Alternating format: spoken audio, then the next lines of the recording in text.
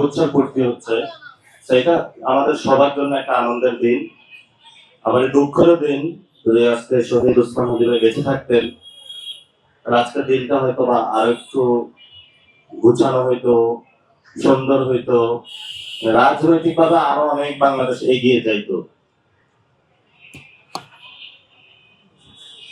এবং মঞ্চের একটা কমিটি পেয়েছি যে নতুন, কয়েকদিন আগে ওনারা ঘোষণা করেছিলেন, সেই নবনির্বাচিত কমিটিকে অভিনন্দন, শুভেচ্ছা। অনেকে মনে করেছিল যে শহীদ ওসমান হাদি ভাইকে খুন করলে বাংলাদেশ থেকে ইনকিলাব মঞ্চের নাম মুছে দেওয়া যাবে, উনি যে ইনসাফের কথা বলে দিয়েছিলেন সেটা মুছে দেওয়া যাবে। এটা ইনকিলাব মঞ্চের লড়াকু যোদ্ধা যাবে সেটা প্রমাণ করেছে যে ওসমান হাদি ভাইয়ের দক্ষ উত্তরসূরি প্রতিনিয়ত শত্রুর সাথে ইনসাফ করেও জান দেব জুলাই দিব না যে প্রতিশ্রুতি শহীদ ওসমান হাদি ভাই দিয়ে গিয়েছিলেন, এই নিরন্তর লড়াই চালিয়ে যাচ্ছেন। আমরা অন্তরস্থল থেকে ওনাদের জন্য শুভেচ্ছা এবং অভিনন্দন এবং বিশেষ করে দোয়া, কারণ অনেক সংগ্রাম করে ওনারা টিকে আছেন।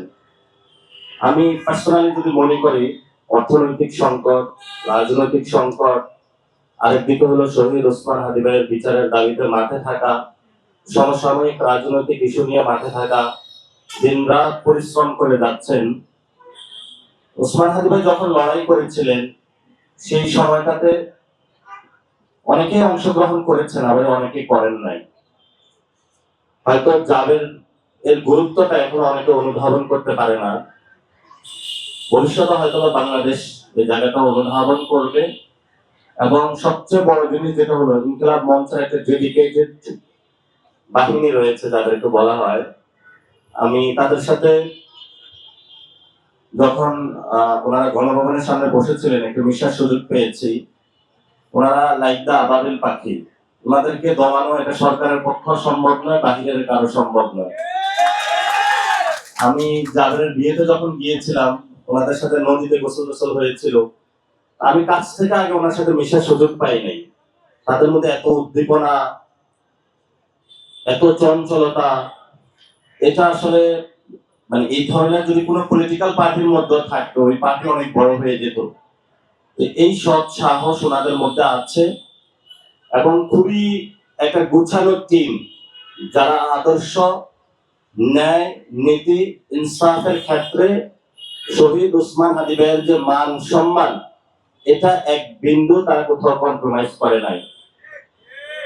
এবং শহীদ ওসমান হাদি ভাই বলেছিলেন যে ইনকিলাব মঞ্চে যারা আছে, আমি যদি চলেও যাই, বাংলাদেশের মানুষের কাছে তাদেরকে রেখে গিয়েছি। ফলত আপনারা যদি মনে করেন যে আপনারা স্বল্প, এরকম না, বাংলাদেশের লক্ষ লক্ষ মানুষ আছে যারা আপনাদের সাথে আছে, কোটি কোটি মানুষ আছে।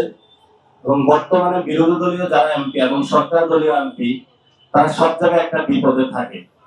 যেখানেই যায় প্রথমেই মানুষ দাবি নিয়ে আসে যে শহীদ ওসমান হাদি ভাইয়ের হত্যাকাণ্ডের বিচার কবে হবে। যদিও পার্লামেন্টে বিরোধী দল বা সরকারি দল একটু কম কথা বলে এটা নিয়ে, আমার মনে হয় না যে এটা পার্লামেন্টে সমাধান হবে। এটা রাজপথেই ভবিষ্যতে সমাধান করতে হবে। কারণ রাজপথ ছাড়া কোনো বিকল্প বাংলাদেশের সামনে নেই। এবং এই রাজপথের ভবিষ্যৎ যে বিকল্প এবং জনগণের যে ভয়েস, সেটা ইনশাআল্লাহ ইনকিলাব মঞ্চ হয়ে উঠেছে, ভবিষ্যতে আরো হয়ে উঠবে বাংলাদেশের রাজনীতিতে প্রাসঙ্গিক। এবং ইনকিলাব মঞ্চকে অনুরোধ জানাবো, যারা রাজনীতি করে তাদেরকে আপনারা দৌড়ানির উপরে রাখবেন, যাতে হলো ওরা কোনো দুর্নীতি না করতে পারে, ইনক্লুডিং এনসিপিও। যদি কোনো জায়গায় তাদের ভুল দেখেন, সাথে সাথে তাদের ভুল ধরায় দিবেন। এবং যারাই বাংলাদেশে ভুল অপসংস্কৃতির জন্ম দিবে, আপনারা তাদেরকে উঠে চেপে ধরতে হবে। এটাই হলো বাংলাদেশের ইনকিলাব মঞ্চের আজাদির সংগ্রাম। তো বাংলাদেশের এই গণ অভ্যুত্থানের সবচেয়ে গুরুত্বপূর্ণ যেটা স্লোগান, গুরুত্বপূর্ণ কথা, সেটা হলো এখানে আপনাদের বাম পাশে আছে, জান দিব জুলাই দিব না। এর মতন সবচেয়ে গুরুত্বপূর্ণ এরকম কথা বা স্লোগান এই জুলাই গণ অভ্যুত্থানে আসে নাই।